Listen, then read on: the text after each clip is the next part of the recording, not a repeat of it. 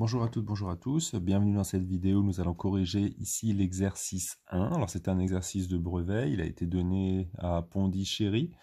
Donc on va voir un petit peu de quoi il y retourne. Donc quand on observe, on a ici plusieurs motifs, des motifs qu'on appelle pieds de coq.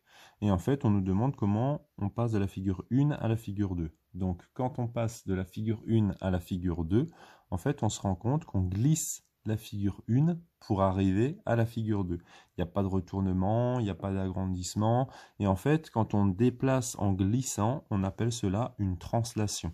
Donc, quel type de transformation géométrique permet d'obtenir le motif 2 à partir du motif 1? Donc, il s'agit ici d'une translation.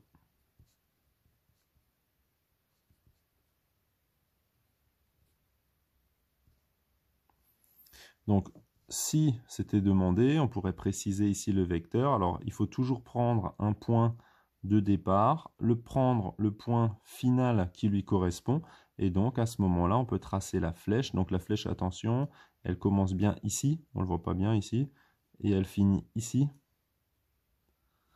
Et donc le vecteur associé à la translation, ce serait celui-là. Donc là, ce n'est pas demandé, on peut simplement dire qu'il s'agit d'une translation.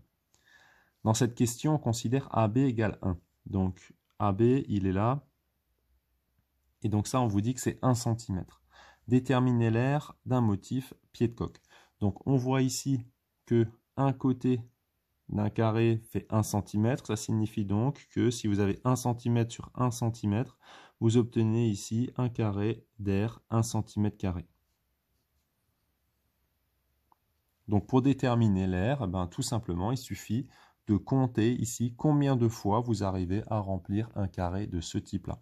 Donc on va commencer ici, on peut déjà évidemment considérer des demi. Donc on a un demi, donc on les met ensemble, ça fait 1. Ensuite, on va prendre encore celui-là, avec par exemple celui-là, ça fait 2. Lui, avec lui, ça fait 3.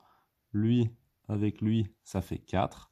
Et après, évidemment, vous continuez 5, 6, 7 et 8.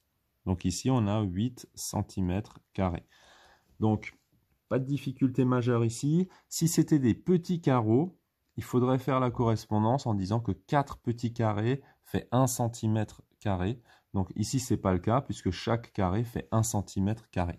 Donc ici, pour réussir à rédiger, alors c'est un peu délicat, mais on ne peut pas commencer à partir dans des longues phrases. On va simplement écrire que par comptage, donc ça c'est pour donner la méthode,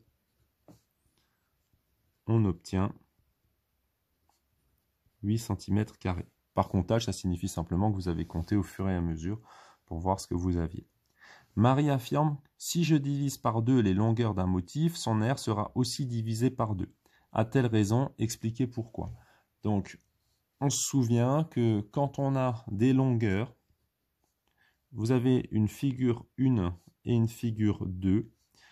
Quand on passe de la figure 1 à la figure 2 et qu'on multiplie par une certaine quantité k, on se rappelle que les aires ici sont multipliées par k, puis par k, donc par k au carré. Pourquoi? Parce que dans la formule d'aire, souvent, il y a longueur et largeur qui intervient, par exemple, pour l'aire du rectangle. Évidemment, si vous êtes dans un cercle, c'est pi fois rayon au carré. Donc, on a quand même rayon fois rayon. Donc, 2 fois, on a ce coefficient. Donc, pour passer ici de l'aire de la figure 1 à la figure 2, on multiplie par k au carré. Pour les volumes, évidemment, on pourrait écrire la même chose en multipliant par k au cube, donc fois k fois k fois k. Donc attention, ici c'est un piège. Naturellement, on a envie de croire qu'il y a proportionnalité entre les longueurs et que du coup, il y a proportionnalité entre les aires, ce qui n'est pas forcément le cas puisque là, il y a un coefficient de k au carré. Donc si l'aire est divisé par 2, donc ça veut dire que si en faisant de là à là, divisé par 2, ça revient multiplié par 1,5. Donc ça fait fois 1,5 fois 1,5. Donc ici, fois 1,5 fois 1,5, ça fait fois 1 quart. Et donc ici, l'aire n'est pas divisée par 2, mais elle est divisée par 4.